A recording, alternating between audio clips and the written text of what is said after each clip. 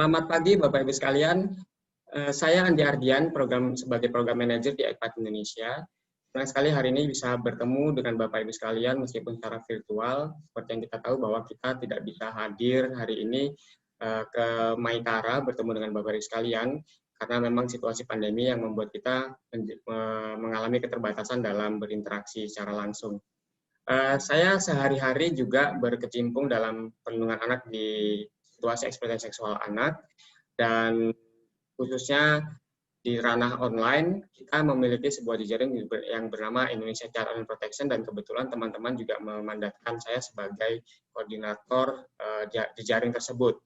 Nah, seperti yang tadi sudah disampaikan oleh Kementerian Pemberdayaan Perempuan Perlindungan Anak, bahwa hari ini kita akan mencoba untuk berdialog dengan Bapak Ibu sekalian tentang bagaimana kita bisa membentuk sebuah desa bebas pornografi anak. Seperti yang Bapak Ibu ketahui bahwa situasi pornografi saat ini memang sangat mengkhawatirkan. Ya. Nah, sebenarnya saya ingin berbagi sedikit sharing tentang pengalaman kita dalam melihat situasi pornografi anak yang ada baik secara global maupun di Indonesia. Saya akan sedikit berbagi sharing, saya akan men-sharekan materi yang sebenarnya sudah saya siapkan untuk bisa berinteraksi dengan Bapak Ibu sekalian. Ya. Nah, Bapak Ibu sekalian, kita tahu bahwa dalam situasi pornografi semua orang sangat terdampak ya. Bahkan anak-anak kita menjadi sangat rentan sekali dalam situasi ini. Seringkali orang mengatakan bahwa pornografi itu boleh diakses oleh orang 18 plus gitu ya. Tapi pada kenyataannya orang-orang dewasa sekalipun itu juga bisa menjadi adiksi atau kecanduan dari pornografi sendiri, apalagi anak-anak kita ya. Nah, namun dalam beberapa situasi bukan hanya anak terpapar oleh konten pornografi, tapi anak bisa menjadi korban atau objek dari pornografi tersebut. Nah, saya ingin sedikit sharing tentang apa sih sebenarnya fakta-fakta dan situasi bahaya pornografi anak tadi. Oke. Nah, saya sedikit menyampaikan tentang ECPAT. Jadi ECPAT Indonesia ini kita sebenarnya adalah sebuah jaring yang ada di Indonesia, sebuah koalisi nasional dari sekitar 20 lembaga yang tersebar di 11 provinsi, dan kita punya networking di internasional berjejaring dengan ECPAT internasional yang sudah lebih dari 100 negara, ya. Sudah lebih dari 100 negara yang menjadi anggota dari ECPAT di internasional. Nah, spesifik dari apa yang dilakukan oleh ECPAT adalah upaya-upaya untuk melakukan pencegahan dari situasi eksploitasi seksual anak yang ada di seluruh dunia. Nah, kita tahu bahwa situasi pornografi itu juga menjadi salah satu bentuk dari kejahatan atau eksploitasi seksual anak yang terjadi hampir di seluruh negara. Nah, kita melihat dengan situasi kerentanan pornografi itu anak-anak sangat mudah terpapar sekali ya dengan pornografi, karena dengan dunia internet saat ini sangat mudah sekali untuk mendapatkan atau mengakses konten-konten tersebut. Kemudian ada satu situasi bahwa anak-anak juga rentan menjadi objek ataupun subjek dalam situasi pornografi. Nah, dalam satu sisi, anak-anak yang awalnya mungkin menjadi objek atau subjek itu justru akan dalam satu situasi bisa menjadi pelaku pornografi atau menjadi pelaku kejahatan seksual anak lain berikutnya. Nanti saya akan sedikit jelaskan tentang hal ini. Nah, pornografi sendiri, Bapak Ibu sekalian, ini sebenarnya kan sebuah perwujudan ya, pencitraankah atau penampilan apapun dengan penggunaan sarana, apakah itu gambar, video, kemudian tulisan, yang di situ sebenarnya anak-anak dilibatkan ya dalam situasi tersebut. Baik situasinya real, secara nyata, memang terjadi secara nyata, atau disimulasikan. Disimulasikan misalnya gambar-gambar kartun yang dipornografikan ya, gambar kartun pornografi, tapi itu adalah anak-anak yang dijadikan objek misalnya. Atau sekarang saat ini dengan grafis sangat mudah sekali bisa grafis-grafis secara online dibuat ya. Yang aktivitas-aktivitas itu cenderung menunjukkan aktivitas seksual ya, yang aktivitas seksual yang juga mempertunjukkan atau mempertontonkan organ-organ seksual pada anak. Nah, memang dalam konteks pornografi anak, ini memang tujuannya adalah untuk kepuasan seksual bagi orang yang mengakses pornografi anak tersebut. Namun saat ini sebenarnya pornografi anak itu tidak lagi dipopulerkan penggunaan kata tersebut, tapi lebih ditunjukkan sebagai materi kekerasan seksual pada anak. Kenapa? Karena materi kekerasan seksual pada anak ini kata padan yang lebih tepat sebenarnya yang bisa menunjukkan bahwa pornografi anak itu bukanlah materi pornografi, tapi itu adalah materi kekerasan yang merupakan bukti dari terjadinya kejahatan pada anak. Sehingga ketika kita mengakses konten tersebut, maka itu kita juga menjadi salah satu pelaku gitu, karena kita melihat terjadinya kekerasan seksual anak dan bisa jadi menikmati hal tersebut. Nah, situasi globalnya seperti apa ya gitu. Kan selalu yang kita bayangkan bahwa kita tahu bahwa pornografi terjadi hampir di banyak lapisan negara ya, di internasional sendiri juga menjadi satu permasalahan yang sangat khusus dan sangat diperhatikan tentang situasi hal seperti itu. Saya sedikit sharing tentang penggunaan internet terlebih dahulu. Dengan situasi saat ini, internet ini kan menjadi salah satu yang cukup mempengaruhi perkembangan atau peredaran atau distribusi dari pornografi itu tersebut gitu. Karena memang mudah sekali akses didapatkan di internet. Internet juga menawarkan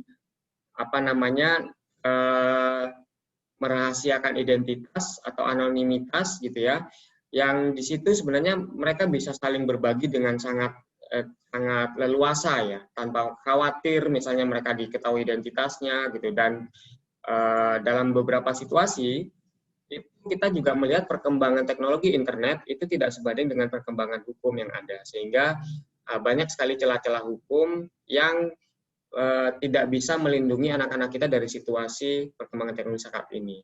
Dan kita tahu bahwa internet adalah polanya adalah tanpa batas ya. Jadi saat ini sendiri kita juga bisa berinteraksi secara langsung meskipun dulunya ada batas wilayah gitu ya, yang harus dijangkau secara konvensional dengan mendatangi Bapak Ibu sekalian, tapi dengan internet saat ini kita sudah bisa berinteraksi. Jadi memang tanpa batas, bukan hanya antar kota, antar desa, tapi juga antar negara. Yang itu juga membuat celah hukum juga sedikit berbeda atau mempunyai karakter yang khusus.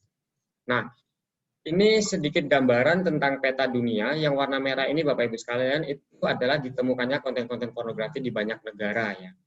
Jadi ini data dari Interpol, Kepolisian Internasional tahun 2019. Sedikit memberikan pembandingan tentang situasi yang terjadi di tahun 2019. Ini gambar yang di atas, data-data yang di atas ini adalah tahun 2019, tapi data yang di bawah ini adalah tahun 2020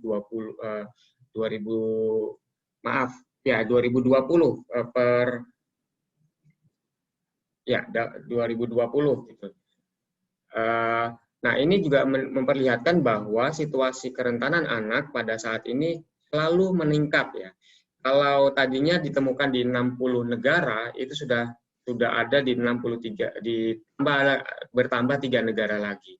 Kemudian kasus-kasus anak-anak yang menjadi korban itu juga semakin meningkat, di mana misalnya yang awalnya anak-anak yang teridentifikasi sebagai korban ada sekitar 19.481, tahun 2020 itu sudah 23.103 orang anak yang teridentifikasi. Dan pelakunya juga cukup meningkat, hampir 2.000 orang dalam 1 tahun yang ditangkap ya dalam hal ini. Nah, karakter-karakternya ini disebutkan di Interpol bahwa pelakunya kebanyakan adalah laki-laki, dan kecenderungan pornografi anak itu justru anak laki-laki yang lebih parah kalau yang menjadi korban ya. Tingkat pelecehannya cukup tinggi. Nah, dan yang terlihat dalam database di Interpol sendiri itu usia anak yang menjadi korban itu semakin meningkat gitu.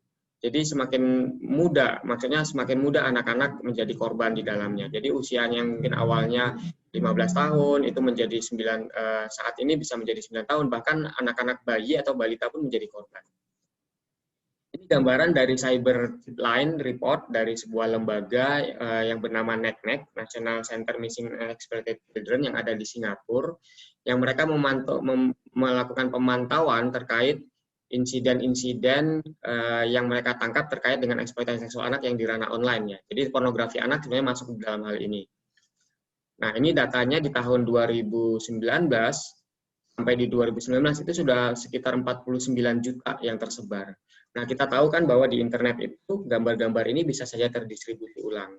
Meskipun lembaga ini sudah membuat pendataan database dan melakukan filtering juga ya dengan database yang dimiliki bersama dengan Interpol, namun selalu saja ada cara untuk membuat konten-konten pornografi anak ini bisa terdistribusi ulang gitu. Apakah dengan meregenerasi gambar gitu ya, mengedit berikutnya sehingga yang tadinya database sudah dikenalin itu tidak bisa dikenalin kembali, harus didata ulang kembali. Nah, YouTube sendiri sebenarnya tahun 2018 kemarin sudah mengembangkan satu sistem namanya YouTube Tagger, di mana ada orang-orang yang secara manual melihat konten-konten di YouTube yang kemudian melaporkan situasi-situasi yang sebenarnya tidak pantas yang ada di YouTube, termasuk konten ketelanjangan dan seksual gitu. Nah, ada sekitar 8 juta video yang dihapus, artinya tidak memenuhi persyaratan ya. Nah, yang menarik sebenarnya dalam hal ini, situasi keselamatan anak yang terkait dengan konten yang ada di YouTube itu ada sekitar 9,7%. Jadi ada sekitar 800 ribuan konten video yang sudah dihapus. Nah, kebetulan ECPAT Indonesia juga menjadi salah satu YouTube Tagger, sehingga kita memang selalu memberikan laporan kalau misalnya ada konten YouTube yang tidak berkenan atau membahayakan bagi anak. Nah, ini situasi pedofil, Bapak Ibu sekalian. Kita tahu bahwa pedofil memang yang adalah orang-orang yang punya kecenderungan ya orientasi seksual yang memang mentargetkan anak-anak sebagai objek seksualnya. Nah, dalam konteks pedofil sendiri ini juga sebenarnya punya tingkatan yang berbeda-beda ya. Jadi ada yang sukanya dengan balita, ada sukanya dengan anak yang masih usia sekitar 7 tahun, ada yang sudah mulai prapuber gitu ya, ada yang sudah pubertas dan segala macam. Jadi memang ada perbedaan di sini. Tapi kita tahu bahwa pedofil sangat membahayakan. Nah, kita tahu bahwa situasi pornografi anak atau materi kekerasan seksual pada anak itu membuat predator-predator anak itu datang ke negara yang bersangkutan. Nah, di Indonesia sendiri sebenarnya ada banyak kasus juga ya, pelaku-pelaku kejahatan seksual anak yang datang ke Indonesia, yang memang mereka sengaja untuk bisa mengakses anak untuk membuat konten-konten materi kekerasan seksual pada anak tersebut. Nanti saya akan memberikan beberapa contoh kasus yang terungkap oleh pihak kepolisian kita.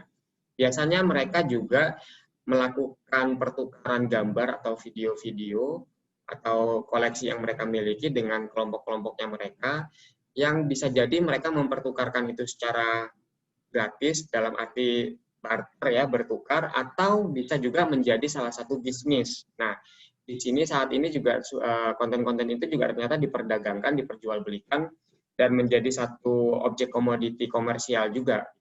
Bahkan dalam saat ini dengan berkembangnya live streaming, situasinya mulai bergeser. Yang tadinya gambar-gambar yang secara praktis ya, gambar-gambar yang tetap, gambar gitu ya, saat ini sudah mulai dengan video yang live, yang secara langsung gitu. Jadi itu sudah menjadi salah satu bisnis yang saat ini muncul di tataran isu-isu pornografi anak. Nah, lalu bagaimana dengan Indonesia? Ini yang sangat menarik Bapak Ibu sekalian dengan situasi kita saat ini. Ini saya mencoba untuk mengumpulkan data dari KPAI dalam beberapa tahun terakhir, itu mereka melakukan pencatatan ya, pelaporan dan pemantauan di online bahwa ada anak-anak yang terlibat dalam kejahatan seksual anak di ranah online, dan ada, kalau kita mau bicara konteks spesifik untuk pornografi, dari tahun 2016 dengan 2019 itu kasusnya selalu paling atas di antara semua kasus. Anak yang menjadi korban dan ada juga anak yang menjadi pelaku. Biasanya mereka memiliki konten pornografi, ketangkap gitu ya. Oke. Nah, EPAT Indonesia sendiri juga kita sempat melakukan pemantauan secara online. Ini data kita di tahun 2018. Pornografi anak itu meningkati, berada pada peringkat yang kedua kasus-kasus yang kita tangkap ya, yang kita sempat catat dalam laporan pantauan kita di media online. Itu ada sekitar 108 kasus, 108 anak ya, 108 kasus dengan melibatkan anak-anak yang dalam situasi tersebut. Itu ini ada sekitar 379 anak total keseluruhannya. Jadi ya, ini 108 anak yang terlibat dalam situasi ini. Nah, situasi pandemi ini seperti apa gitu. Nah, kita juga melihat bahwa dalam konteks pandemi ternyata ini juga membuka ruang terjadinya kejahatan seksual pada anak. Nah, tingkat kerentanan cukup tinggi Bapak Ibu sekalian. Ini data yang kita lakukan survei kepada beberapa anak-anak. Waktu itu ada sekitar 1.200-an anak di awal-awal kita PSBB dulu. Itu ada 112 anak yang dikirimi pesan-pesan yang tidak senonoh, kemudian 66 dikirimi gambar video yang membuat mereka tidak nyaman, 27 orang dikirimi gambar pornografi, ada juga yang diajak live streaming, itu 24 orang, terus kemudian juga mereka dikirimi dengan tautan-tautan pornografi, ada sekitar 16 orang. Di sini juga sebenarnya ada data anak yang di-grooming, datanya sekitar masalah 3 orang anak yang menjadi korban, yang sempat di-grooming ya, Bapak Ibu sekalian. Nah, ini survei nasional pengalaman hidup anak dan remaja di tahun 2018 yang dilaksanakan oleh Kementerian Pemberdayaan Perempuan Perlindungan Anak. Itu ada sekitar 10.000 anak lebih yang waktu itu ikut berpartisipasi dalam survei ini, tapi data yang valid ada sekitar 9.800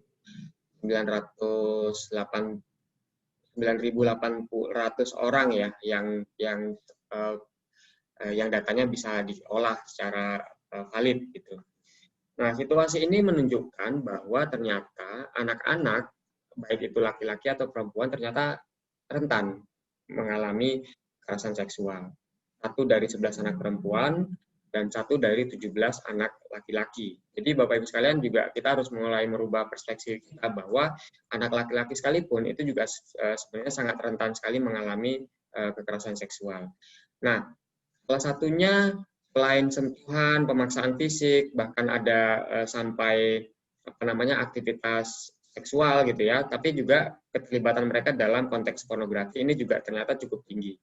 Nah, ada sekitar 66%, 66 ini yang sebenarnya mereka mengakses dalam waktu yang cukup panjang.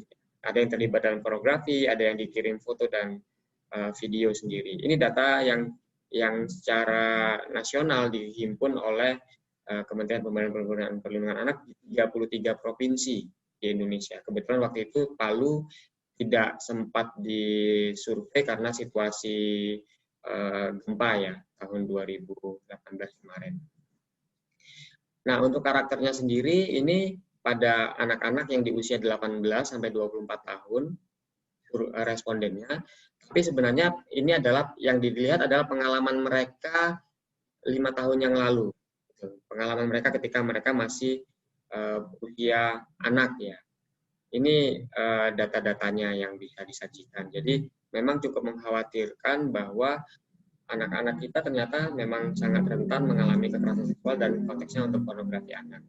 Nah, kalau konteks pelakunya bagaimana? Ini data yang bicara soal pelaku untuk kelompok usia anak ini juga mereka melakukan kejahatan-kejahatan seksual ini juga kepada pasangannya, bahkan pelakunya itu adalah keluarga, orang dewasa yang tidak dikenal, bahkan teman sebaya. Nah, ini yang sering sekali menjadi pertimbangan kita Bapak Ibu sekalian bahwa peran teman sebaya ini sangat penting. Jadi kalau Bapak Ibu sekalian nanti ingin membuat program apapun, perlu diperhatikan bagaimana peer edukator atau anak-anak atau teman-teman anak-anak kita itu punya pengalaman yang baik sehingga mereka bisa menyebarkan informasi kepada teman-temannya, menjadi pemberi informasi kepada teman-temannya. Karena ternyata dalam situasi survei ini itu menunjukkan bahwa teman-teman sebayanya adalah merupakan pelaku kekerasan itu. Jadi ini sangat penting untuk diperhatikan, Bapak Ibu sekalian. Nah,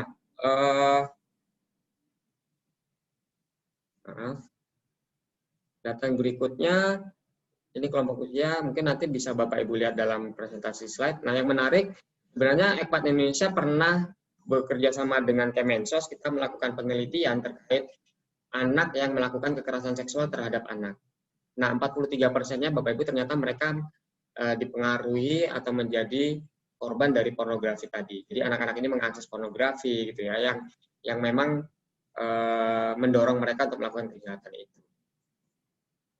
Ini gambarannya bahwa ketika mereka melakukan itu sebenarnya mereka mendapatkan konten pornografi itu dari ponsel, dari komputer, dari gambar, dan dari DVD. Ini penelitian kita tahun 2017. Jadi kebetulan waktu itu di akhir Desember itu dipresentasikan oleh Bu Khofifah ya, waktu itu Menteri Kementerian Sosial sebagai Menteri Sosial. Nah, ini yang perlu mungkin Bapak Ibu sekalian perhatikan bagaimana sebenarnya pornografi mempengaruhi anak-anak kita dari data-data yang ada ini. Mungkin nanti bisa dipertimbangkan untuk program-program yang bisa dilakukan untuk mencegah hal-hal ini terjadi. Nah, yang sebenarnya yang perlu dipahamkan juga bagi kita semua Bapak Ibu sekalian bahwa situasi pornografi itu tidak terlepas dari adanya pelaku-pelaku kejahatan atau pelaku-pelaku eksploitasi seksual anak. Nah, kita membaginya kepada ada dua bagian, di mana pelaku itu yang kita sebut dengan pelaku preferensial, yakni memang orang-orang yang punya kecenderungan secara khusus, memang hanya bisa terpuaskan hasrat seksualnya itu kepada anak, gitu ya. Jadi kalau untuk dengan orang dewasa, mereka tidak tertarik sama sekali. Nah, inilah sebenarnya salah satunya adalah bentuk-bentuk kelompok-kelompok di pedofilia. Tapi ada satu pelaku lagi yang kita kategorikan, yakni pelaku situasional, di mana sebenarnya orang-orang ini melakukan eksploitasi seksual pada anak karena sebenarnya ada situasi yang mendukung mereka melakukan hal tersebut. Misalnya mereka mendapati atau menemukan konten itu di internet, padahal tidak punya kecenderungan secara khusus ya, tapi kemudian membeli, mengakses, kemudian juga mendistribusikan atau bahkan menjual kembali gitu untuk keuntungan mereka, karena tahu bahwa konten-konten ini banyak dicari oleh orang yang mungkin penasaran ya. Banyak orang yang pelaku situasional ini mengatakan bahwa mereka bereksperimen dengan anak-anak, padahal sebenarnya yang terjadi adalah mereka melakukan kekerasan atau melakukan pelanggaran atau kejahatan seksual kepada anak-anak.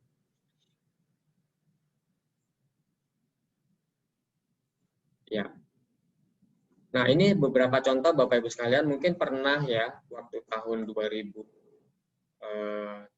kemarin, itu ada satu grup di Facebook yang cukup membuat kita tercengang karena di dalam grup Facebook itu ada sekitar 7.000 orang yang tergabung dalam grup itu, tapi di dalam grup itu ternyata mereka saling sharing, saling membagikan konten-konten atau materi kekerasan seksual pada anak. Dan bahkan memberikan tips ya, membuat tips bagaimana mereka melakukan abuse pada anak-anak. Gitu. Nah, grup ini ternyata juga berinteraksi secara internasional dengan 63 negara. Jadi membernya atau anggotanya itu juga ada di 63 negara yang lain. Selain pakai grup Facebook, mereka juga menggunakan WhatsApp dan Telegram yang saya tahu dari investigasi polisi yang sempat mereka presentasikan ya. Dan ternyata ada 5 orang yang ditangkap dalam penyelidikan polisi, 4 orang sebagai admin di sosial media tersebut, tapi ada 2 ternyata dari admin itu yang masih usianya 17 tahun. Nah, ini yang menjadi salah satu hal yang miris bagi kita, anak-anak kita mungkin tidak sadar atau mungkin mereka tidak mengetahui konsekuensi, akhirnya bisa menjadi pelaku kejahatan, terlibat dalam konflik hukum. Ini kasus yang sebenarnya juga terjadi. Nah, ini mungkin menjadi perhatian Bapak Ibu sekalian. Kasus ini tidak terjadi di daerah yang perkotaan seperti di Jakarta atau di Bogor, di Bandung atau di Surabaya yang merupakan kota besar, tapi ini terjadi di Kutai Kartanegara. Terjadinya di salah satu perkebunan yang ada di Kutai Kartanegara. Karena kebetulan ada fasilitas internet yang dimiliki oleh perusahaan perkebunan tersebut, tapi fasilitas internet ini ternyata disalahgunakan oleh salah satu staf mereka untuk melakukan live streaming dengan menggunakan Skype waktu itu. Live streamingnya adalah aktivitas seksual si pelaku dengan anaknya, gitu. Jadi dia melakukan live streaming tersebut, aktivitas seksual anaknya yang dia abuse, yang dia dia perkosa di situ, gitu. Tapi juga dia sebar informasinya ke grup pedofil, grup yang memang dia sudah berinteraksi dengan grup-grup itu, gitu. Jadi ini salah satu yang sebenarnya juga mengungkap bahwa situasi live streaming itu terjadi di Indonesia. Ini salah satu lagi contoh di Bandung tahun 2018 kemarin, kita juga dihebohkan ada anak kecil yang menjadi pemeran pornografi anak, ya, dan ini anaknya adalah anak laki-laki, pelaku perempuannya dewasa, yang mereka sebenarnya diperalat karena mereka adalah anak jalanan. Ya, dalam ceritanya mereka sebenarnya tidak mau untuk melakukan itu, tapi dibujuk dan ada orang tua yang terlibat di dalamnya. Yang orang tua ini menyuruh anaknya untuk melakukan aktivitas seksual dengan orang dewasa itu dan difilmkan. Nah, ini sebenarnya kasus ini terungkap oleh kepolisian di Interpol juga, ya, yang melaporkan video ini kepada kepolisian di Indonesia, dan kemudian mereka segera melacak dan melakukan penanganan. Nah, dalam video ini ternyata sutradaranya, si pelaku ini, itu ternyata dipesan, gitu. Jadi dia membuat konten video ini karena pesanan seseorang yang ada dari Rusia, dan dia dibayar dengan menggunakan uang virtual. Nah, ini salah satu konteks kejahatan-kejahatan yang menggunakan teknologi saat ini, Bapak Ibu sekalian. Jadi anak-anak kita diperalat untuk membuat konten-konten pornografi yang ternyata segelintir orang memanfaatkan anak-anak ini untuk kepuasan seksual dan kepuasan ekonomi mereka. Ini kasus yang baru saja tahun 2020 kemarin, bulan 7, ya. Kasus warga negara Prancis yang ketangkap melakukan aktivitas seksual dengan anak, tapi ternyata dia juga memvideokan dan memfoto anak-anak ini. Nah, ini sayangnya penyelidikannya berhenti karena karena pelaku bunuh diri, ya. Nah, ini kita juga menyayangkan kenapa sampai dalam penjara si pelaku bisa sampai bunuh diri, gitu, dan akhirnya meninggal, sehingga proses penyelidikannya dihentikan, gitu, karena tidak bisa mendapatkan pelaku untuk bisa membongkar jaringan, meskipun harusnya ini bisa dilakukan untuk membongkar jaringannya seperti apa, gitu. Karena memang pelaku-pelaku pedofilia itu sebenarnya punya jaringan yang sangat rapat dan sangat khusus, ya, sehingga mereka lebih baik, ya, ini mungkin bunuh diri, atau bisa jadi ada konspirasi mereka dibunuh karena supaya jaringannya tidak terungkap. Nah, ini yang selalu menjadi concern kita di dunia online, bahwa situasi pornografi anak atau materi kekerasan seksual pada anak itu akan selalu ada karena ada situasi-situasi yang membuat anak makin rentan. Situasi tersebut adalah salah satunya grooming online. Jadi grooming online ini adalah bujuk rayu yang secara online, Bapak Ibu sekalian. Mungkin kita pernah, ya, sering ya mendengar bahwa ada orang-orang yang terbujuk di dunia online yang akhirnya mereka mengirim-kirimkan gambar. Nah, grooming online itu seperti itu. Jadi memang sengaja mereka membangun hubungan dengan anak-anak kita secara online, kemudian anak-anak ini diminta untuk mengirimkan gambar. Modusnya bisa banyak, sebagai agen model kah, ada yang modusnya sebagai pelatih tim, karena mereka ingin melihat perkembangan otot anak, ada yang sebagai dokter kesehatan, sehingga mereka meminta anak mengirimkan organ vitalnya, bahkan meminta anak untuk melakukan masturbasi gitu ya, divideokan hanya untuk supaya pelaku mengatakan bahwa dia akan memberikan nasihat kepada anak tentang kesehatan reproduksi si anak tersebut. Padahal sebenarnya itu adalah modus-modus yang dilakukan oleh pelaku sehingga mereka bisa mendapatkan konten-konten kejahatan seksual anak tersebut. Nah, perilaku anak-anak kita mengirimkan gambar-gambar tersebut atau membuat gambar tersebut itu juga kita katakan sebagai sexting, Bapak Ibu sekalian. Jadi ini ada dua model ya. Sexting ini ada anak-anak kita yang diperalat secara tidak sadar, mereka membuat konten pornografi anak, pornografi mereka, membuat konten materi kekerasan seksual pada mereka sendiri, atau ada yang sebenarnya secara tidak sadar dan tanpa ada dorongan dari orang lain, misalnya anak-anak ini membuat materi-materi pornografi mereka sendiri. Misalnya sering sekali anak-anak kadang-kadang butuh pengakuan kepada teman-temannya sehingga mereka membuat konten-konten sensual yang kemudian akhirnya mereka publish di internetnya gitu ya.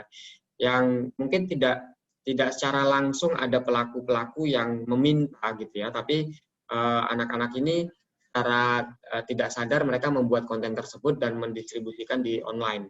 Nah, konten ini juga akhirnya dikoleksi-koleksi oleh pelaku-pelaku kejahatan seksual anak tersebut. Nah, biasanya proses grooming ini juga berlanjut ketika materi ini sudah didapatkan, kemudian akan ada situasi pemerasan di mana mereka menggunakan konten-konten ini untuk meminta kembali foto-foto atau video atau melakukan pertemuan secara online, offline gitu ya dengan mereka, kemudian atau meminta aktivitas seksual atau meminta aktivitas yang lain gitu yang memang, atau juga meminta uang ya, memeras gitu. Nah, ini yang kita katakan dengan sexual extortion. Terus satu lagi ada situasi live streaming anak secara online, ini juga yang saat ini juga cukup kita waspadai ya, karena sering sekali kita mendengar misalnya istilah VCS, jadi Bapak Ibu juga harus mulai familiar dengan istilah-istilah yang digunakan oleh anak-anak kita atau istilah yang digunakan oleh pelaku-pelaku kejahatan seksual. VCS, video call sex, ini sering sekali muncul sebagai istilah-istilah yang kadang-kadang mungkin kalau kita nggak punya awareness, nggak punya pemahaman, kita menganggap apa sih VCS gitu ya, padahal video call sex yang dilakukan oleh anak kepada orang dewasa atau anak dengan anak gitu ya. Nah, ini juga marak sekali muncul sebagai bentuk dari situasi prostitusi anak misalnya, sebagai bentuk alternatif lain dari situasi prostitusi ya. Dan jasa-jasa untuk menjual live streaming secara online ini juga sebenarnya banyak terjadi. Nah, sekarang bagaimana caranya untuk bisa membersihkan konten pornografi anak ini di internet? Saya menyarankan Bapak Ibu sekalian, kalau misalnya kita menemukan konten-konten tersebut, ingat yang perlu dicatat adalah kita tidak boleh mendistribusikan gambar tersebut atau mengirim ulang video tersebut atau memposting atau men-share ke grup WhatsApp gitu ya. Ini ada foto ini nih, viralkan biar orang tuanya tahu. Itu adalah satu hal yang salah. Dan itu melanggar kejahatan dan membuat proses penyelidikan semakin rumit. Jadi saran saya adalah Bapak Ibu sekalian melakukan pelaporan ke aduankonten.id atau patrolisiber.id ya. Nanti biar pihak yang berwenang yang akan melakukan itu. Ini ada kontak nomor teleponnya dan WhatsApp juga ada di aduankonten.id ini. Selain itu sebenarnya mungkin juga saya menyarankan kalau misalnya kita menemukan konten itu di sosial media, baik itu misalnya ini beberapa contoh sosial media yang besar, tapi sosial media yang lain juga sebenarnya memiliki konteks pelaporan ya, fitur pelaporan. Laporkan kalau misalnya didapatin di Twitter, laporkan. Di Facebook juga laporkan. Di TikTok juga kita bisa melaporkan. Di YouTube kita juga bisa melaporkan. Kalau di YouTube namanya flag ya, flag bendera. Kemudian salah satu yang mungkin atau Bapak Ibu juga bisa alternatif lain melaporkan ini ke ECPAT Indonesia. Ini ada link yang saya lampirkan di website kita. Ini bisa melaporkan. Atau salah satunya kita sekarang ini sedang bekerja sama dengan Internet Watch Foundation, salah satu organisasi internet yang punya jejaring di internasional untuk menghapus materi-materi kekerasan seksual pada anak di internet. Itu bisa melaporkannya ke link ini Bapak Ibu sekalian, report.iwf.org.uk.id. Ini tersedia dalam versi bahasa, Bapak Ibu sekalian bisa dengan mudah untuk melaporkan tanpa harus menggunakan identitas, tapi kalau mau pakai identitas juga boleh, silakan. Dan yang harus kita laporkan itu tadi, Bapak Ibu, jangan mengirimkan gambar, tapi kirimkan linknya. Jadi Bapak Ibu sekalian harus mengcopy link yang ada materi itu, baik di website, sosial media ataupun yang lain. Itu cukup linknya yang kita copy, kemudian kita paste dalam form pelaporan yang ada di IWF ini. Kenapa? Karena kalau Bapak Ibu melaporkannya di IWF, salah satunya kita berkontribusi pada database internasional karena setiap konten materi kekerasan seksual pada anak ini kemudian nanti akan diberikan foto DNA, jadi dibuat sidik jarinya ya, sehingga database ini disebar ke platform-platform internet yang sudah bekerja sama dengan mereka, umumnya adalah platform-platform besar, sehingga materi ini tidak bisa dikirim ulang, tidak bisa dipublish ulang oleh pelaku-pelaku yang lain. Sehingga harapannya penyebaran distribusi materi kekerasan seksual anak ini bisa lebih berkurang. Nah, Bapak sekalian, mungkin itu yang bisa saya sampaikan. Kita tahu bahwa situasi internet itu cukup membawa potensi yang cukup besar terkait keselamatan anak-anak kita, dan pornografi anak juga sangat mudah sekali tersebar dengan adanya sindikasi sindikat ya, jaringan internasional yang juga terlibat di dalamnya. Sehingga kita perlu upaya bersama dalam membangun bagaimana masyarakat kita bisa lebih siap dalam menghadapi perkembangan IT khususnya dalam penyebaran distribusi pornografi anak. Saya selalu menyampaikan kalau kita mengajarkan kepada anak-anak kita, ini kan selalu sering menjadi